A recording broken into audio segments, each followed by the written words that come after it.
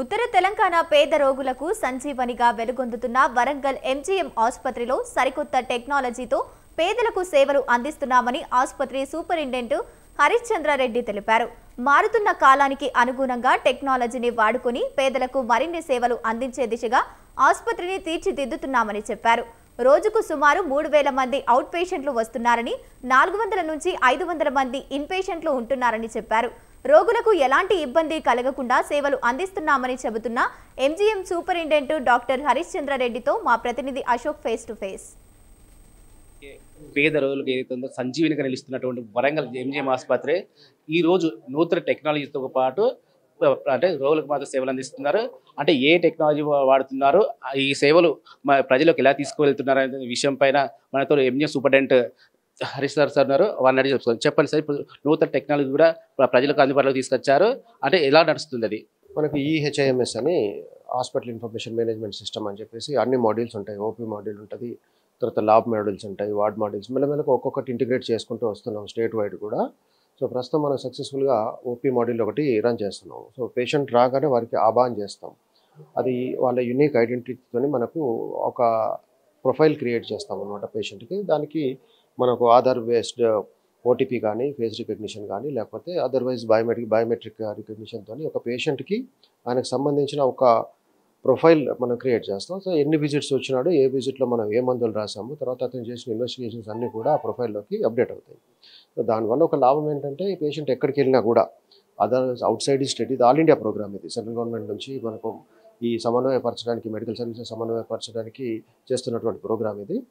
దీంట్లో ఏంటంటే పేషెంట్ తెలంగాణలో చూపించుకున్న తర్వాత రేపు తమిళనాడు పోయినా లేకపోతే సిక్కిం పోయినా కూడా ఆ 16 డిజిట్స్ ఒకటి నెంబర్ ఉంటుంది, ఆ పేషెంట్ ఐడి నెంబర్ ఉంటుంది, విత్ ఆధార్ లింక్డ్ ఉంటుంది.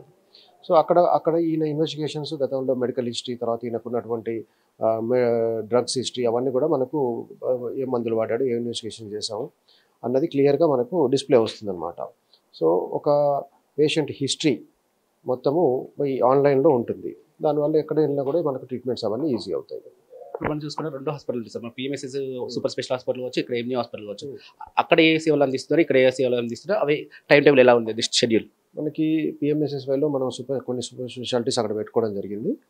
సో అక్కడ ప్రతిరోజు ప్రతి సూపర్ స్పెషాలిటీ ఓపీలు రన్ చేయట్లేదు మనం. దానికి ఆబ్వియస్ రీజన్స్ సఫిషియెంట్ స్టాఫ్ ఉండకపోవడం, తర్వాత వార్డ్ వర్క్, తర్వాత థియేటర్ వర్క్లు ఎక్కువ ఉండడం వల్ల.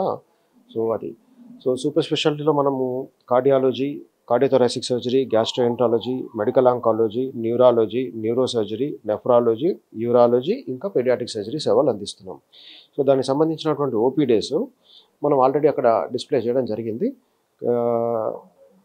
ఆ ఓపీ డేస్ ప్రకారం పేషెంట్స్ వస్తారు. మా రెగ్యులర్ ఓపీస్ ఉంటాయి, తర్వాత రిపీట్ ఓపీస్ కూడా మళ్ళీ మనము అక్కడే డిస్ప్లే చేయడం జరిగింది.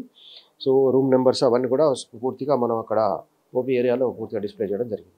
2D సంబంధించిన మాత్రం చాలా వరకు ఇబ్బంది పడుతున్నారు. అంటే దాని మీద అంటే ఇంకొక ఆపరేటర్ని పెట్టడం వల్ల అది సాల్వ్ అవుతూ ఉంటుంది. దాన్ని ఎట్లా సాల్వ్ చేసే అవకాశం ఉంది? 2D యొక్క మిషన్స్ మనకి చాలా కాలం కింద సప్లై అయిన మిషన్స్ అండి అవి. ఇంకోటి ఏంటంటే మనం లోడ్ ఎక్కువ ఉండడం, ఒక మిషన్ పరిధి ఉంటుంది, ఇన్ని చేయగలుగుతామని. లాంగ్ పీరియడ్ ఆఫ్ టైం మనము పర్మిట్ చేసిన దానికంటే ఎక్కువ మంది పేషెంట్ సర్వీసెస్ అందించాలి కాబట్టి చేస్తున్నాము అది. సో మిషన్స్ కొంచెం సర్వీస్ అవసరం పడుతుంది, ఒక్కొక్కసారి రిపేర్స్, స్పేర్స్ అవసరం పడతాయి. సో ఇప్పుడు ప్రస్తుతం ఉన్న 2D యొక్క మిషన్స్ ఎంజిఎంలో అదే పరిస్థితిలో ఉన్నాయి.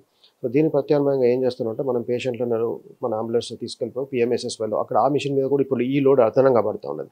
ఏ మిషన్ అయినా పరిమితికి మించి వాడినప్పుడు కొంచెం మనకు సాంకేతికపరమైన ఇష్యూస్ వచ్చే అవకాశం ఉన్నది. సో సాధ్యమైనంత తొందరగా ఈ 2 మిషన్లు రిపేర్ చేయించడం ఒకటి. సో తాత్కాలికంగా ఏదన్నా టీహబ్కి మనము ఈ 2D యొక్క మిషన్లు గవర్నమెంట్ సప్లై చేస్తున్నాయి, చాలా మటుకు పెద్దగా యూజ్లో లేకుండా ఉన్నాయి 2D యొక్క మిషన్స్. సో కలెక్టర్ గారి ప్రత్యేక అనుమతితో ఒక 2D యొక్క మిషన్ ఇద్దరు నర్సంపేట టీహబ్ నుంచి కానీ లేకపోతే హన్మకొండ టీహబ్ నుంచి కానీ ప్రొక్యూర్ చేసుకొని ఇవి రిపేర్ అయ్యే వరకు దాన్ని పెట్టి మనం సర్వీసెస్ అందించే ప్రయత్నం చేస్తున్నాం. మీరు వచ్చిన తర్వాత ఇక్కడ ఉన్న ప్రాబ్లమ్స్ ఏమేమి ఐడెంటిఫై చేస్తారు, దానికి ఎట్లాంటి సొల్యూషన్స్ చేస్తుంటారు సార్? అన్నిటికంటే మేజర్ ప్రాబ్లం స్టాగ్నేషన్ అండి.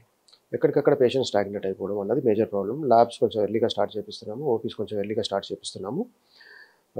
అలాగే మేజర్గా ఎక్స్రేస్ మనకున్న పాత సిస్టమ్ వాడుతున్నాం. మన సిఆర్ సిస్టమ్ అని ఒక్కొక్క పేషెంట్కి దాదాపు హాఫ్ అన్ అవర్ 40 మినిట్స్ పట్టడం ఓపీలో, ముఖ్యంగా క్యాజువాలిటీలో, ఎమర్జెన్సీలో వచ్చిన పేషెంట్లు. డిఆర్ సిస్టమ్స్ అని ఉంటాయి, మనకు అది ఒకటే డిఆర్ సిస్టమ్ ఉంది, ఏది మన రేడియాలజీ డిపార్ట్మెంట్లో. డిఆర్ సిస్టంలో చాలా ఫాస్ట్గా ఎక్స్రే టర్న్ అవుట్ మనం చేసుకోవచ్చు పేషెంట్లు. సో ఆ డిఆర్ సిస్టమ్స్ అక్వైర్ చేసుకోవడానికి మనము డిఎంఈ గారిని ప్రత్యేకంగా రిక్వెస్ట్ చేయడం కోసము అది radiology professor and head of the department నుంచి ఒక లెటర్ తీసుకొని దానికి డిఎంఈ గారిని రిక్వెస్ట్ చేయాలని అనుకుంటున్నాం. ఉత్తర తెలంగాణకి పెద్దటువంటి ఎంజిఎం ఆసుపత్రిలో మాత్రం ఇప్పటికే వచ్చినట్టు హరీష్ సార్ ఏంటంటే ఇప్పటికీ అంటే క్షుణ్ణంగా పరిశీలించాలి, ఏదైతే ఉన్నాయో ప్రాబ్లమ్స్ ఉన్నాయో ఆ ప్రాబ్లమ్స్ అన్నిటికీ సాల్వ్ చేసింది మాత్రం అంటే కృషి చేస్తుందని, అంటే మనకు ఉన్నటువంటి సిబ్బందితోనే ఇప్పుడే వాళ్ళతో మీటింగ్ పెట్టేసి మాత్రం ఏది ఉన్నా కానీ ప్రాబ్లమ్ సాల్వ్ అయ్యేది మాత్రం చర్యలు తీసుకుంటామని చెప్తున్నారు. పవన్తో